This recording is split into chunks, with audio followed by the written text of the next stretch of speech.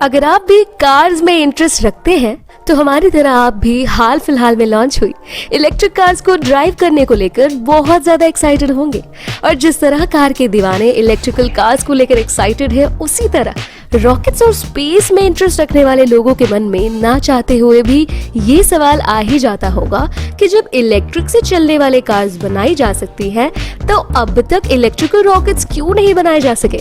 ऐसे में बता दें कि रियलिटी यही है कि इलेक्ट्रिकल रॉकेट को बनाने में लाख कोशिश की गई, पर किन्हीं रीजंस के चलते साइंटिस्ट और इंजीनियर्स की टीम ऐसा करने में सक्सेसफुल नहीं हो पाई। और इसके पीछे का रीजन क्या है, इस बारे में जानने के लिए वीडियो को लास्ट तक देखना ना भूलें। पिछले 10 सालों में टेस्ला मोटर्स और जीएम मोटर्स ने इलेक्ट्रिक कार्स को लॉन्च करके पूरी इंडस्ट्री को हिलाकर रख दिया है।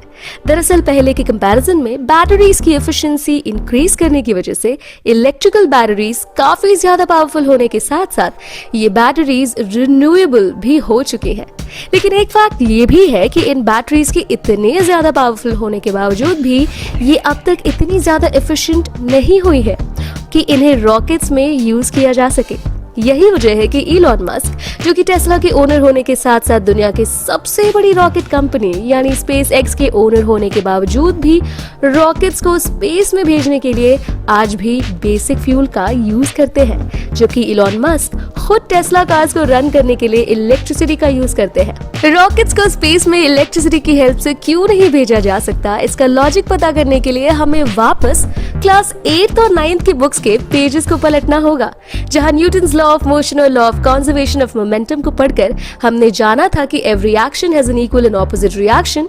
इसके अलावा न्यूटन के थर्ड लॉ ऑफ मोशन पर नजर डालें तो पता चलता है कि टॉर्क यानी किसी रोटेशनल फोर्स को अगर किसी बॉडी पर हॉरिजॉन्टली अप्लाई किया जाए तो रोटेशन के दौरान एक खास तरह के फ्रिक्शन फोर्स के चलते पिवट के घूमने की वजह से फायर क्रिएट होती है। बता दें कि फ्यूल की मदद से पिवट मोटर को बहुत ही इजीली रोटेट किया जा सकता है। ऐसे में रोटेशनल फोर्स की वजह से फ्यूल को बर्न करने के साथ साथ इलेक्ट्रिसिटी जनरेट की जाती है। वहीं दूसरी ओर अगर किसी बॉडी को वर्टिकली यानी ग्रेविटी के अगेंस्ट मूव करने के लिए एक खास तरह की फोर्स की जरूरत होगी, वह फोर्स वर्टिकली डाउनवर्ड्स काम करेगा और इस फोर्स की बदौलत ही एक बॉडी एक्सेलरेट कर पाएगी। मतलब इस खास तरह के फोर्स की हेल्प से ही एक बॉडी स्पेस में एंटर करने के लिए मिनिमम फोर्स जनरेट कर पाएगी।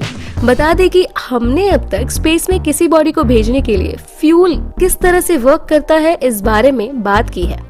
वहीं दूसरी ओर अगर हम किसी रॉकेट या बॉडी को स्पेस में भेजना चाहते हैं तो इलेक्ट्रिसिटी की मदद से हम उस डायरेक्ट फोर्स को नहीं डेवलप कर पाएंगे जो फोर्स फ्यूल की मदद से एक बॉडी को मिलता है।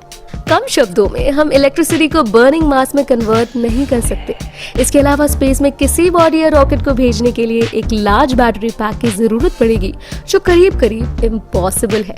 दूसरे शब्दों में कहा जाए तो एक रॉकेट को स्पेस में भेजने या अर्थ सरफेस से स्पेस में एंटर करने के लिए जितने फोर्स की जरूरत होती है, वो फोर्स सिर्फ फ्यूल की मदद से ही जनरेट किया जा सकता है। यानी इलेक्ट्रिसिटी में फ्यूल से कई गुना कम पावर होती है।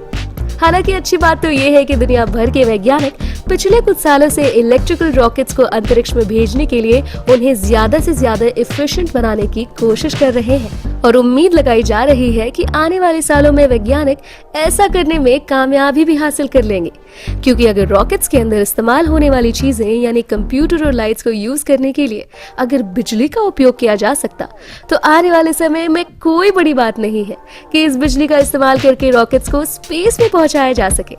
वैसे इस बारे में आपका क्या मानना है, हमें कमेंट में लिखना ना भूलिए। अगर आपको हमारा ये वीडियो पसंद आया हो तो लाइक करें और अपने व्यूज को कमेंट में लिखना ना भूलें।